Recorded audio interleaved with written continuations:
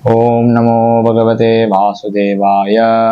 ओम नमो भगवते वासुदेवाय। ओम नमो भगवते वासुदेवाय। भगवद्गीதை இரண்டாவது அத்தியாயம் 10வது ஸ்லோகம். தம் உவாச்ச ரிஷிகேஷ பிரஹசன் இவ பாரத சேனையோருபயோர்மத்யே விஷீதந்தம் இதம் வசஹ. ஒவ்வொரு சம்ஸ்கிருத வார்த்தைக்கும் தமிழில் அர்த்தம். தம் அவனிடம், உவாச்ச கூறினார், ரிஷிகேஷ புலன்களின் அதிபதி கிருஷ்ணர், பிரஹசன் புன்சிரிப்புடன், இவ இதேபோல், பரத குலத் தோன்றலே திருதராஷ்டிரேன், சேனையோகோ படைகளின், உபயோகோ இருதரப்பு, மத்தியில், விஷீதந்தம் கவலைப்படுபவனிடம், இதம் பின்வரும், வசஹா சொற்களை. மொழிபெயர்ப்பு மற்றும் பொருளுரை தேவித்திரு ஏசி பக்திவேதாந்த சுவாமி ஸ்ரீல பிரபுபாதா அவர்கள், அகில உலக கிருஷ்ண பக்தி இயக்கத்தின் சம்ஸ்தாபக ஆச்சாரியர். மொழிபெயர்ப்பு. பரத குலத் தோன்றலே, அச்சமயத்தில் இரு தரப்பு சேனைகளுக்கு மத்தியில் துயரத்தால் பாதிக்கப்பட்டிருந்த அர்ஜுனனிடம் கிருஷ்ணர் புன்சிரிப்புடன் பின்வருமாறு கூறினார். பொருளுரை. ரிஷிகேஷர் குடாகேஷன் ஆகிய இரு நெருங்கிய நண்பர்களிடையே இவ்விவாதம் நடைபெற்று கொண்டிருந்தது. நண்பர்கள் என்ற முறையில் அவர்கள் இருவரும் சமமானவர்கள். ஏனெனும் அவர்களில் ஒருவன் தானாகவே மற்றவரின் சீடனானான். ஒரு நண்பன் சீடனாவதற்கு முன் வந்ததால் கிருஷ்ணர் புன்முறுவல் செய்தார். எல்லோருக்கும் பகவானாக திகழும் அவர் எல்லோருடைய தலைவராக, எப்போதுமே எல்லோரையும் விட உயர் நிலையில் இருப்பவர். இருப்பினும் நண்பராக, மகனாக அல்லது காதலுக்குரியவராக ஏதேனும் ஒரு பக்தன் அவரை ஏற்க விரும்பினால் அதற்கு அன்புடன் இசைகிறார். ஆனால் ஆசிரியராக ஏற்கப்பட்ட உடனேயே அந்நிலையை தாங்கி ஆசிரியருக்கு தேவையான கணத்துடன் சீடனிடம் பேசினார். குருவிற்கும் சீடனுக்கும் இடையேயான உரையாடல் இரு தரப்பு சேனைகளுக்கு மத்தியில் வெளிப்படையாக நடந்தது. இது எல்லோருக்கும் பயனளிப்பதற்காகவே என்று தோன்றுகிறது. எனவே பகவத்கீதையின் உபதேசங்கள் ஒரு குறிப்பிட்ட மனிதருக்கோ சமூகத்திற்கோ குலத்திற்கோ மட்டும் உரித்ததானதல்ல, அனைவருக்கும் உரியதாகும். நண்பர்களுக்கும் எதிரிகளுக்கும் கூட அவற்றை கேட்கும் சம உரிமை கொண்டுள்ளனர். ஓம் அஜ்ஞான திமிராந்தஸ்ய ஞானாஞ்சனசலாகயாத் சக்ஷுருன்மீலிதம் ஏன தஸ்மை ஸ்ரீ குரவே நமஹ. நம ஓம் விஷ்ணுபாதாய கிருஷ்ணபிரேஷ்டாய பூதலே ஸ்ரீமதே பக்திவேதாந்த சுவாமிநிதி நாமினே. நமஸ்தே சாரஸ்வதே தேவே கௌரவாணி உச்சாரிணே நிர்விசேஷ शून्यवादी पाश्चात्य देशतारिणे. जय श्री कृष्ण चैतन्य प्रभु नित्यानंद श्री अद्वैत गदाधर श्रीवासदि गौर भक्त वृंदा. हरे कृष्णा कृष्ण कृष्णा हरे हरे, हरे रामा राम राम हरे हरे. भगवद्गीते 2வது அத்தியாயம் 10வது ஸ்லோகம்.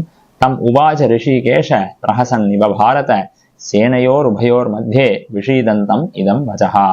பரத குலத் தோன்றலே, அச்சமயத்தில் இருதரப்பு சேனைகளுக்கு மத்தியில் துயரத்தால் பாதிக்கப்பட்டிருந்த அர்ஜுனனிடம் கிருஷ்ணர் புன்சிரிப்புடன் பின்வருமாறு கூறினார். இது 2வது அத்தியாயம் 10வது ஸ்லோகம். இதற்கு முன் ஸ்லோகம், அதாவது 9வது ஸ்லோகத்துல நம்ம பார்த்தோம், ஏவம் உக்த்வா ரிஷிகேஷம் குடாகேஷ பரந்தப ந யோத்ஸைதி கோவிந்தம் உக்த்வா தூஷ்ணிம் பபூவஹ. அதாவது இவ்வளவு விவாதம் நடந்து கொண்டிருக்கிறது அர்ஜுனனுக்கும் கிருஷ்ணருக்கும். நம்ம ஏற்கனவே பார்த்திருக்கோம், குருக்ஷேத்திர போர்க்களத்துல இருதரப்பு சேனைகளும் கூடியிருக்கிறார்கள். ஒரு பக்கம் பாண்டவர்களுடைய சேனை, இன்னொரு பக்கம் கௌரவர்களுடைய சேனை.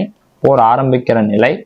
அப்ப அர்ஜுனன் மனசுல குழப்பம், சந்தேகம், கவலை, பயம், பாசம், இப்படி எல்லாம் அர்ஜுனன் மனசுல நடந்து கொண்டு இருக்கும் பொழுது போர்ல ஈடுபடுவதா ஈடுபட வேண்டாமா, இதுதான் குழப்பம். ஏன் இப்படிப்பட்ட குழப்பம்? ஒரு பக்கம் அர்ஜுனனை சத்திரிய தர்மம் பிடிச்சு இழுக்கிறது. அவன் சத்திரிய குலத்தில் பிறந்த காரணத்தினால் அந்த சத்திரிய கடமை, அதாவது போரில் ஈடுபடுவதற்கான கடமை அவனுக்கு இருந்தது. அதே நேரத்துல குடும்ப பாசமும் இழுக்கிறது.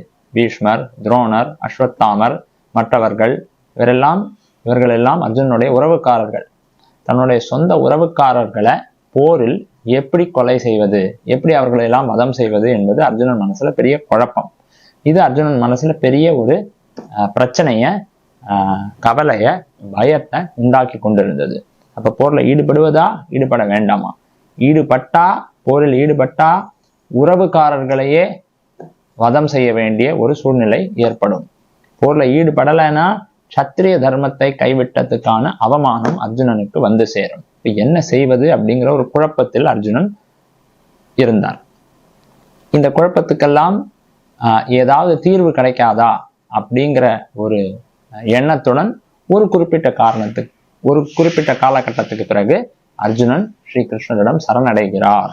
சிஷ்யஸ்தேகம் ஷாதிமாம் துவாம் பிரபன்னம். பிரபன்னம் என்றால் சரணாகதி. அர்ஜுனன் கிருஷ்ணரிடம் சொல்கிறார், சிஷ்யஸ்தேகம், நான் உங்களது சிஷ்யன், என்னை சிஷ்யனாக ஏற்றுக்கொள்ளுங்கள் பகவானே. இனி சமமான பேச்சுவார்த்தை எனக்கு வேண்டாம். இதுவரை சிஷ்யஸ்தேகம் ஷாதிமாம் துவாம் பிரபன்னம், அர்ஜுனன் தன்னை சிஷ்யனாக ஏற்றுக்கொள்ளுங்கள் என்கின்ற விண்ணப்பம் வைத்த அந்த காலகட்டத்துக்கு வரை அர்ஜுனனும் கிருஷ்ணனும் சமமாக பேசிக்கொண்டிருந்தார். இரண்டு நண்பர்களிடையே எப்படி ஒரு உரையாடல் நடக்குமோ, வாதம் விவாதம் நடக்குமோ, அது மாதிரி சமமாக பேசிக்கொண்டிருந்தார். ஆனா இப்படி வாதம் விவாதம் எல்லாம் செய்யறதுனால அர்ஜுனுடைய குழப்பம் போகல. தெளிவான ஒரு முடிவுக்கு வர முடியல. என்ன செய்யறதுன்னு அர்ஜுனுக்கு தெரியல. அதனால இப்படிப்பட்ட வாதம் விவாதத்தெல்லாம் கைவிட்டு, சிஷ்யஸ்தேகம், நான் என்னை தங்கள் சீடனாக தங்களிடம் அர்ப்பணித்துக் கொள்கின்றேன், என்னை சீடனாக ஏற்றுக்கொள்ளுங்கள் அப்படின்னு அர்ஜுனன் சொல்றார். எப்ப அர்ஜுனன் தன்னை சீடனாக ஏற்றுக்கொள்ளுங்கள் என்று கிருஷ்ணனிடம் சொன்னாரோ அப்பொழுதுதான் பகவான் ஸ்ரீ கிருஷ்ணர் பகவத்கீதையை பேச ஆரம்பிக்கிறார். அது வரைக்கும் பகவத்கீதையின் உபதேசங்களை பகவான் ஸ்ரீ கிருஷ்ணன் அர்ஜுனிடம் பேசல.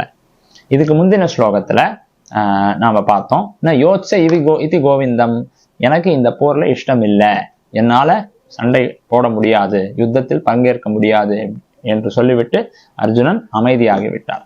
இப்ப இந்த ஸ்லோகத்துல நாங்க பார்க்கிறோம், இது சஞ்சயனுடைய பேச்சு. நம்ம எப்பவுமே ஞாபகம் வச்சுக்கணும், குருக்ஷேத்திர போர்க்களத்துல நடந்து கொண்டிருந்த எல்லா சம்பவங்களையும் தூரத்திலிருந்து சஞ்சயன் பார்த்து கொண்டிருந்தார்.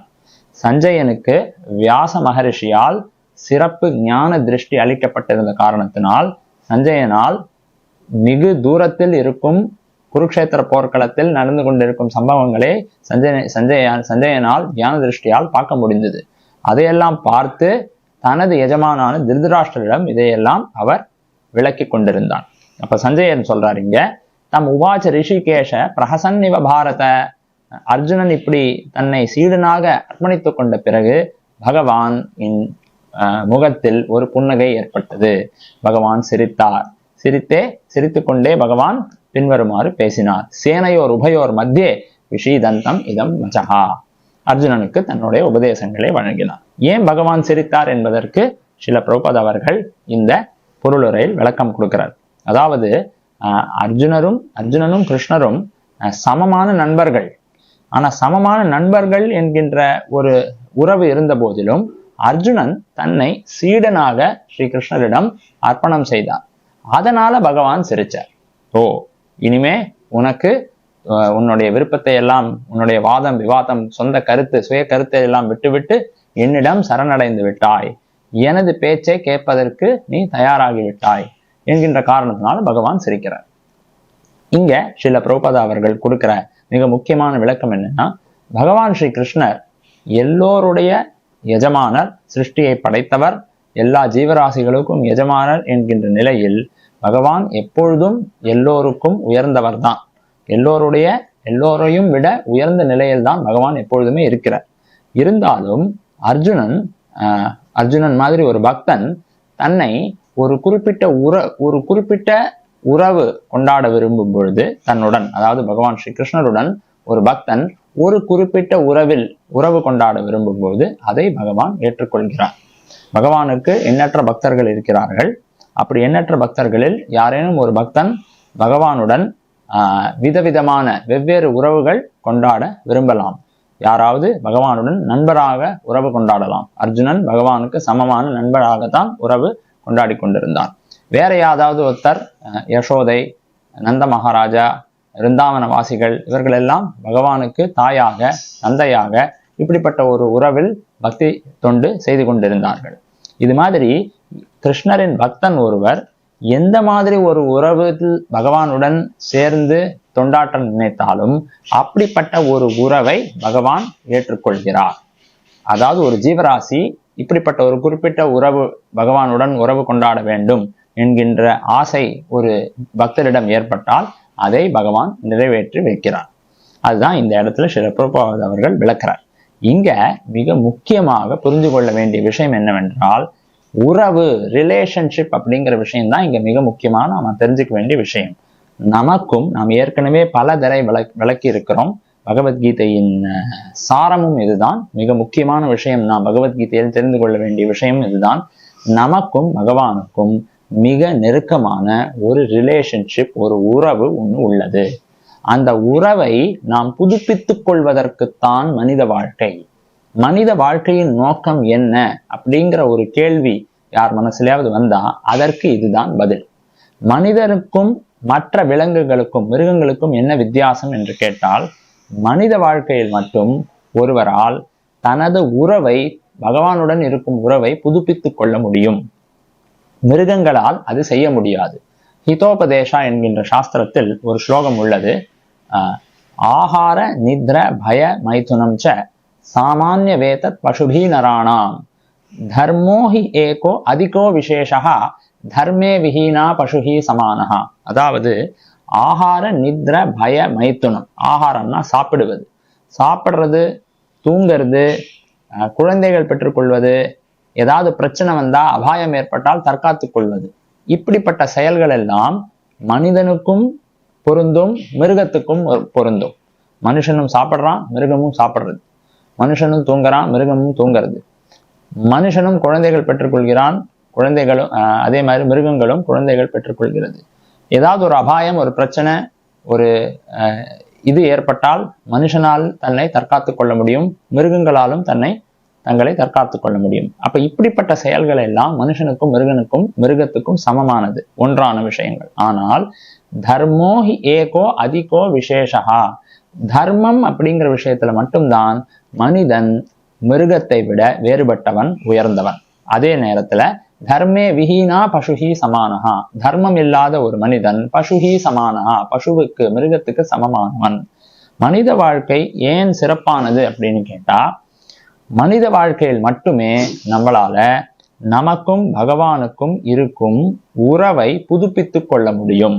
அந்த உறவை நாம் புதுப்பித்துக் கொண்டால், அந்த உறவின் புதுப்பித்துக் கொண்டு பக்குவம் அடைந்தால், பகவானுக்கு தொண்டாற்றும் அந்த உறவில் நாம் பக்குவம் அடைந்தால், நாம் மறுபடியும் இந்த உலகில் பிறவி எடுத்து ஒரு உடலை ஏற்றுக்கொள்ள வேண்டிய அவசியம் இருக்காது.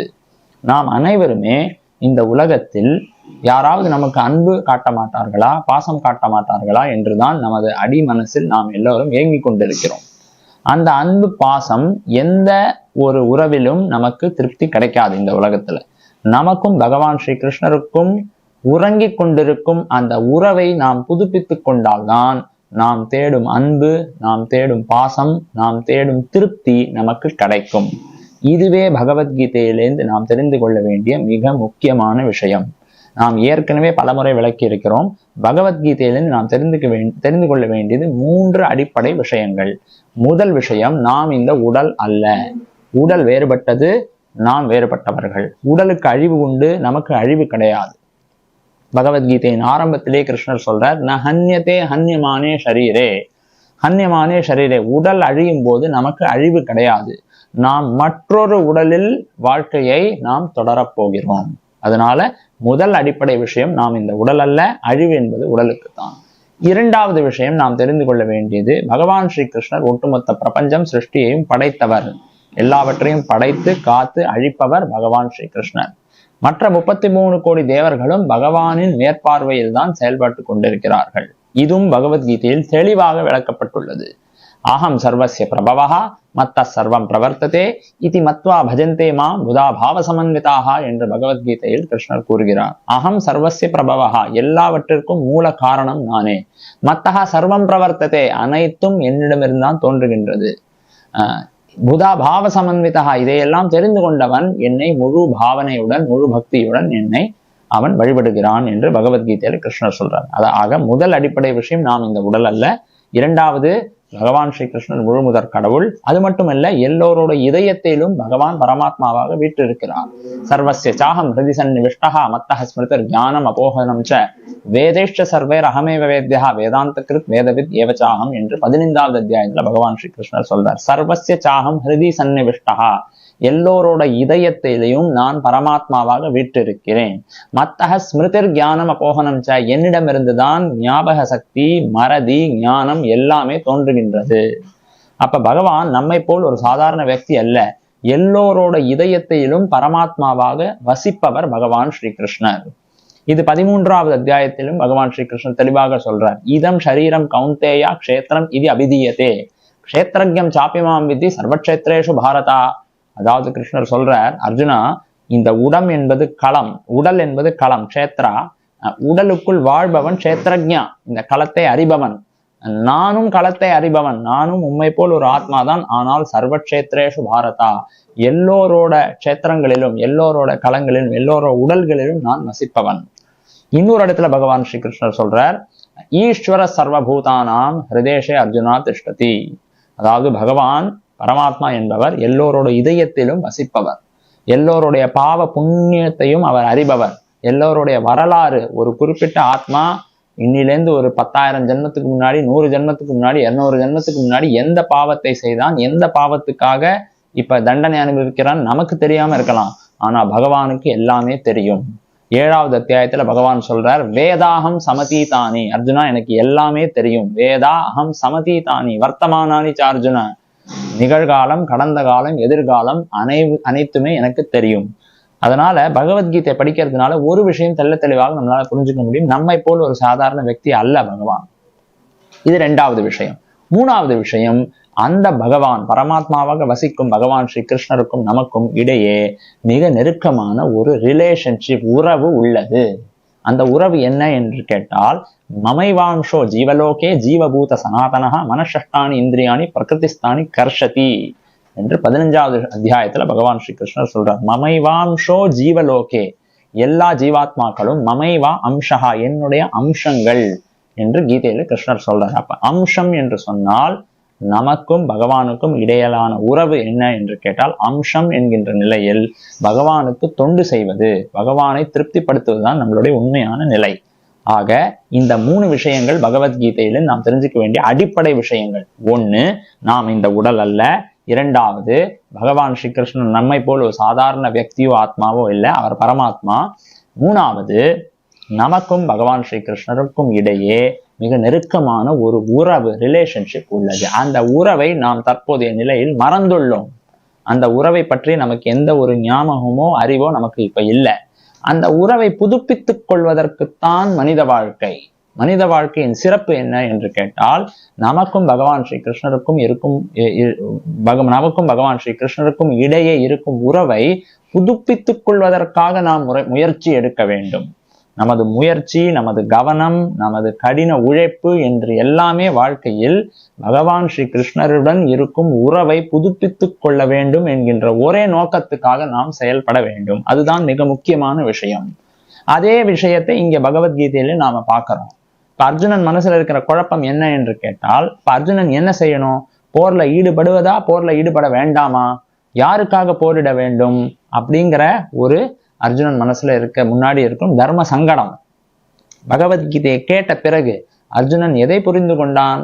என்ன அப்படி முக்கியமான விஷயம் பகவத்கீதையில் அர்ஜுனன் தெரிந்து கொண்டான் என்று கேட்டால், இந்த போர், குருக்ஷேத்திர போர்க்களத்தில் நடக்க இருக்கிற போர் பகவான் ஸ்ரீ கிருஷ்ணரின் விருப்பம். பகவான் ஸ்ரீ கிருஷ்ணர் இந்த உலகத்தில் ஒரு குறிப்பிட்ட காரணத்துக்காக அவதாரம் எடுத்திருக்கிறார். அந்த ஒரு நோக்கம், அந்த அவதாரமாக எடுத்த பொழுது பல பகவான் பல விஷயங்களை செயலாற்ற நினைத்தார். அதில் ஒன்று இந்த குருக்ஷேத்திர போர்க்களத்தில் எல்லா இராணுவ வீரர்களையும் ஒன்று சேர்த்து அங்கே போர் நடத்த வேண்டும் என்பது பகவானுடைய விருப்பம். அந்த பகவானுடைய விருப்பம், இந்த போர் என்பது பகவானுடைய விருப்பம். பகவானுடைய விருப்பத்தை திருப்தி செய்வதுதான் அது மிக முக்கியமான கடமை என்கின்ற விஷயத்தை அர்ஜுனன் புரிந்து கொண்ட பிறகு அர்ஜுனன் போரில் மிக உற்சாகத்துடன் தீவிரமாக போரில் ஈடுபட்டான். இதுதான் பகவத்கீதையில் நாம் தெரிஞ்சுக்க வேண்டிய விஷயம். இதுதான் அர்ஜுனனும் புரிந்து கொண்ட விஷயம். இது தெரியாத வரை அர்ஜுனனுடைய மனசுல சுயநலம் தான் இருந்தது. எனக்கு போர்ல இஷ்டம் இருக்கு, எனக்கு போர்ல இஷ்டம் இல்லை, அப்படி சிந்தித்து கொண்டிருக்கும் அர்ஜுனன், இல்லை எனக்கு இஷ்டம் இருக்கலாம், இஷ்டம் இல்லாம இருக்கலாம், ஆனா பகவானுடைய விருப்பம் இந்த போர். பகவானுடைய விருப்பத்தை திருப்தி செய்வதுதான் எனது வாழ்க்கையில் மிக முக்கியமான கொள்கை. அதுதான் எனக்கு பக்குவத்தை அளிக்கும், அதுதான் எனக்கு சந்தோஷத்தை அளிக்கும், அதுதான் எனக்கு முக்தியை அளிக்கும், அதுதான் எனக்கும் இந்த முழு பிரபஞ்சத்துக்கும் நன்மை அளிக்கும் என்று அர்ஜுனன் புரிந்து கொண்ட பிறகு போரில் அர்ஜுனன் ஈடுபட சம்மதித்தான். இதுதான் நாம் தெரிஞ்சுக்க வேண்டிய மிக முக்கியமான விஷயம். நமக்கும் பகவான் ஸ்ரீகிருஷ்ணருக்கும் ஒரு உறவு உள்ளது. அந்த உறவின் அடிப்படையில் பகவான் என்ன விரும்புகிறார், பகவானுடைய விருப்பம் என்ன என்பதை நாம் தேடி கண்டுபிடித்து அதை புரிந்து கொண்டு நாம் செயல்கள் செய்தால் நமது வாழ்க்கை பக்குவம் அடையும், சந்தோஷத்தை நாம் அடையலாம். அர்ஜுனன் முன் கிருஷ்ணர் நேரடியாக நின்று கொண்டிருந்த காரணத்தினால் அர்ஜுனனால் கிருஷ்ணனுடைய விருப்பம் என்ன என்று மிக சுலபமாக புரிந்து கொள்ள முடிந்தது. ஆனா நம்மளுடைய தற்போதைய நிலையில் இப்ப கிருஷ்ணர் நம் முன் பிரத்யட்சமாக நமக்கு தென்படாம இருக்கலாம். அதனால நாம் கிருஷ்ணரின் ஒரு பிரதிநிதி, அதாவது ஒரு குருவை அணுக வேண்டும். கிருஷ்ணரின் தூய பக்தரை அணுகி அவரிடமிருந்து கிருஷ்ணரின் விருப்பம் என்ன என்பதை தெரிந்து கொண்டு நாம் அனைவரும் கிருஷ்ணரை திருப்திப்படுத்த முயற்சி செய்ய வேண்டும்.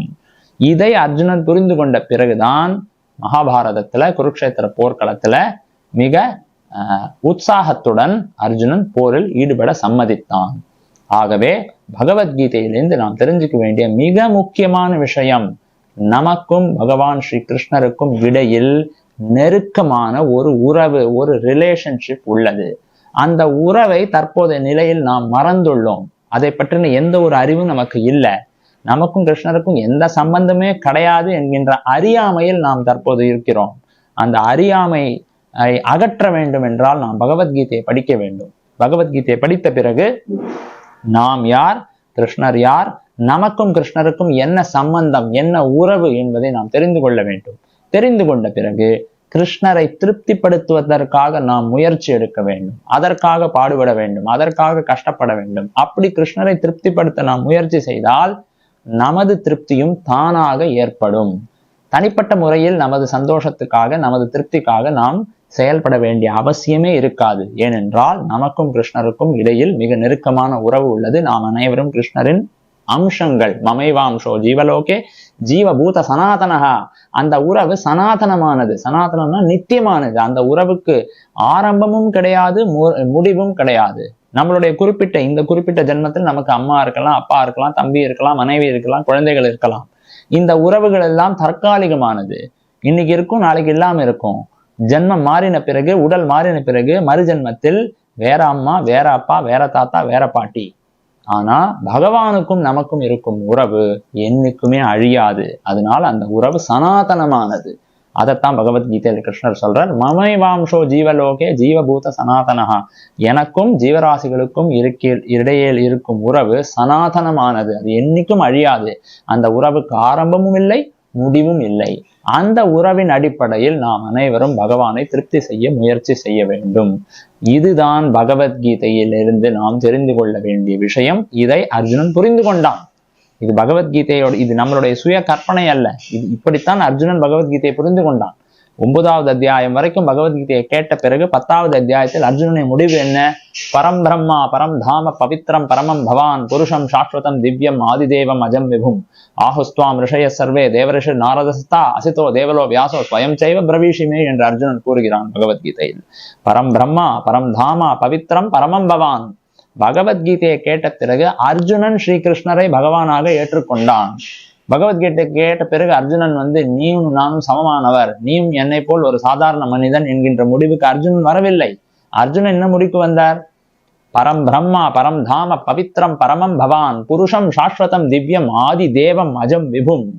இதுதான் அர்ஜுனுடைய முடிவு. அப்ப அதே முடிவை நாமும் ஏற்றுக்கொள்ள வேண்டும். அர்ஜுனன் எவ்வாறு பகவத்கீதையை புரிந்து கொண்டாரோ அவரின் அடிச்சுவடுகளில் பின்பற்றி நானும் பகவத்கீதையில் அதே முடிவுக்கு வர வேண்டும். இதுவே பகவத்கீதையை பற்றியான சரியான புரிதல். அர்ஜுனனுடைய புரிதலிலிருந்து நமது பகவத்கீதைக்கான புரிதல் வேறுபட்டால் நாம் பகவத்கீதையை தவறாக புரிந்து கொண்டுள்ளோம் என்றுதான் பொருள். ஆக பகவத்கீதை உண்மை உருவில் என்கின்ற புஸ்தகத்தை படித்து நாம் யார், பகவான் யார், நமக்கும் பகவானுக்கும் என்ன உறவு, என்ன சம்பந்தம், அந்த உறவை புதுப்பித்துக் கொள்வதற்காக நாம் என்ன செய்ய வேண்டும் என்கின்ற விஷயங்களை நாம் தெரிந்து கொள்ள வேண்டும். அப்படி தெரிந்து கொண்டு பகவானை திருப்திப்படுத்துவதற்கான முழு முயற்சியில் நாம் ஈடுபட்டால் நமது வாழ்க்கை கண்டிப்பாக முழு பக்குவம் அடையும், முழு சந்தோஷம், முழு நிம்மதியை நாம் எல்லோரும் அடையலாம். வணக்கம். ஹரே கிருஷ்ணா ஹரே கிருஷ்ணா கிருஷ்ண கிருஷ்ணா ஹரே ஹரே, ஹரே ராம ராம ராம ஹரே ஹரே.